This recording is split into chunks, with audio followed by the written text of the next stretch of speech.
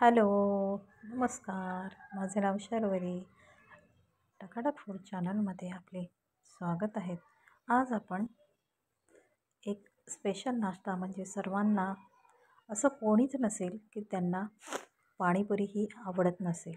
शक्यतो लहान मुलांना तर खूप जास्त आवडते. चला तर आपण एक छानशी अशी ही सोप्या पद्धतीत जास्त मेहनत न घेता अशी ही पाणीपुरीचं तिखट पाणी, गोड चटणी आणि रगडा कसा तयार करायचा ते आपण पाहणार आहोत. चला तर रेसिपीला सुरुवात करूया. सुरुवातीस मी इथे कडधान्य कसे भिजवायचे ते दाखवणार आहे. इथे मी सफेद वाटाण्याची पाणीपुरीचा रगडा बनवणार आहे.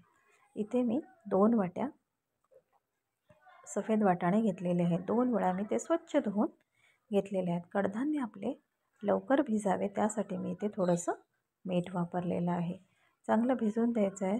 व्यवस्थित मिक्स करून घ्यायचं आहे आपल्याला. जवळजवळ 7 ते 8 तास हे भिजलेले आहेत. हे बघा पाहू शकता तुम्ही कसे कडधान्य छान म्हणजे आपले सफेद वाटाणे भिजलेले आहेत. त्यानंतर कुकरमध्ये थोडंसं पाणी घालून जाळी ठेवून मी हे डब्यामध्येच उकडून घेणार आहे. ते पण कसे बघा त्याच्यामध्ये आपण टाकणार आहोत स्वच्छ धुतलेला असा. ह्याची मी साल काढलेली आहे. फक्त ह्याला चीर देऊनच असं मी उकडून घेणार आहे. हे बघा जेणेकरून काय होईल आपले वाटाणे आणि बटाटे छानपैकी उकडून होतील. थोडंसं मीठ इथे वापरलेलं आहे मी आणि आपल्या रगड्याला छानसा कलर यावा त्यासाठी मी इथे वापरलेली आहे थोडीशी हळद. त्यानंतर आपण टाकणार आहोत इथे चिमूटभर असा खायचा सोडा. खायचा सोडा वापरल्याने काय होईल की आपले जे वाटाणे आहेत ते असे कडक होणार नाही. जरी आपण कुकर थोडासा गरम असतानाच आपण ओपन केला तरी ते कडक होत नाही. ते मी 5 शिट्या घेतलेल्या आहेत. हे बघा वाटाणे आपले व्यवस्थित शिजलेले आहेत. बटाटाची साल काढून घेतली आहे. इथे मी ह्या कढईमध्येच मी हा रगडा तयार करणार आहे. चांगलं मॅशरच्या साहाय्याने आपला पावभाजीचा जो मॅशर असतो त्याच्याच साहाय्याने मी हे बटाटे चांगले मॅश करून घेतलेले आहे. त्यानंतर आपण टाकणार आहोत त्यावरती हे उकडलेले वाटाणे. तुम्ही पाहू शकता वाटाण्याचा कलर एकदम छानपैकी येल्लो आलेला आहे.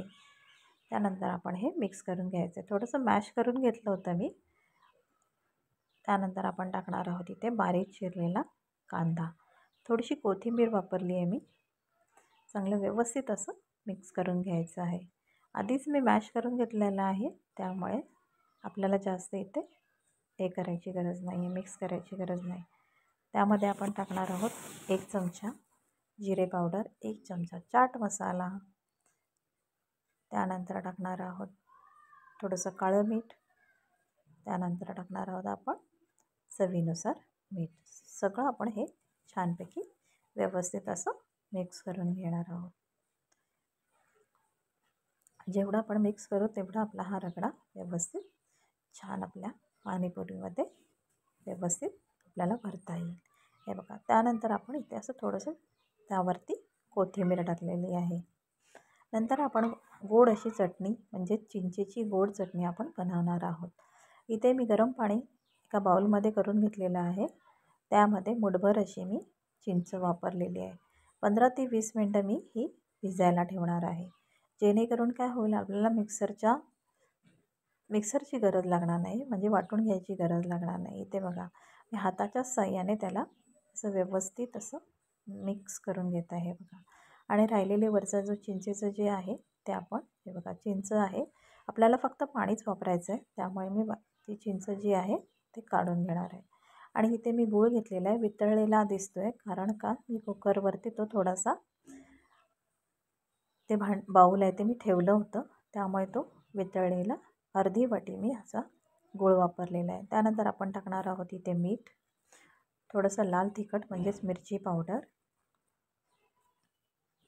नंतर जिरे पावडर वापरलेला आहे 1 चमचा.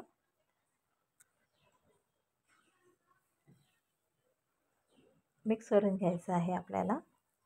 त्याच्यानंतर ह्याच्यामध्ये टाकलेला आहे मी चाट मसाला, पाणीपुरी मसाला टाकला आहे, थोडंसं मीठ घातलं आहे मी आणि आपण घालणार आहोत ह्याच्यामध्ये बुंदी.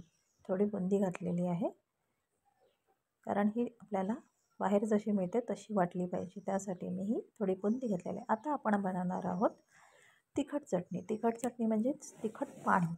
इथे मी मूठभर असं पुदिना वापरलेला आहे आणि पुदिन्यापेक्षा थोडीशी जास्त अशी मी कोथिंबीर वापरलेली आहे. थोडंसं आलं वापरलं आहे, 3-4 तुकडे आहेत हे.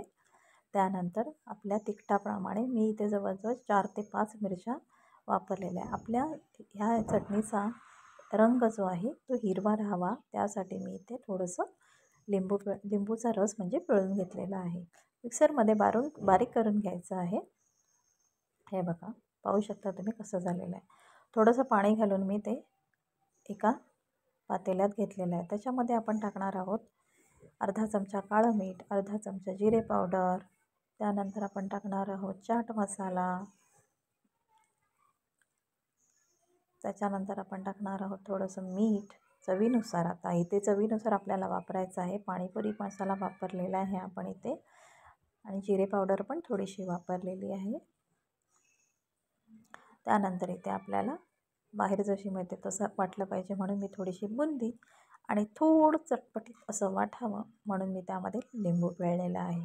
आणि जेणेकरून काय होईल, आपली पाणीपुरीचं पाणी हिरवंगार दिसेल. तुम्ही पाहू शकता. चला, आपली पाणीपुरी आता इथे मी पुरी घरी न बनवता बाहेरूनच आणलेली आहे. आता आपण ही पाणीपुरी सर्व करूया. हे बघा, आता इथे मी थोडंसं असं अंगठ्याच्याच साहाय्याने इथे मी हे फोडून घेतलेलं आहे. इथे आपण हे घरीच बनवतो आहे, तर आपण इथे मस्तपैकी आता त्यामध्ये रगडा छानपैकी भरपूर असा रगडा इथे वापरून आपण ही पाणीपुरी एन्जॉय करूया. तर इथे मी 2 चमचे मी रगडा वापरलेला आहे. त्यानंतर आपलं हे तिखट पाणी इथे मी 2 चमचे वापरलेलं आहे. त्यानंतर आपल्याला हे आपण गोड चटणीचं म्हणजेच गोड पाणी हे आपण त्यामध्ये हे करणार आहोत. हे बघा, आपली पाणीपुरी. त्यावरती आपण कांदा पण घालू शकतो. तुम्हाला ही रेसिपी कशी वाटली कमेंटमध्ये जरूर सांगा. Please subscribe. Bye bye.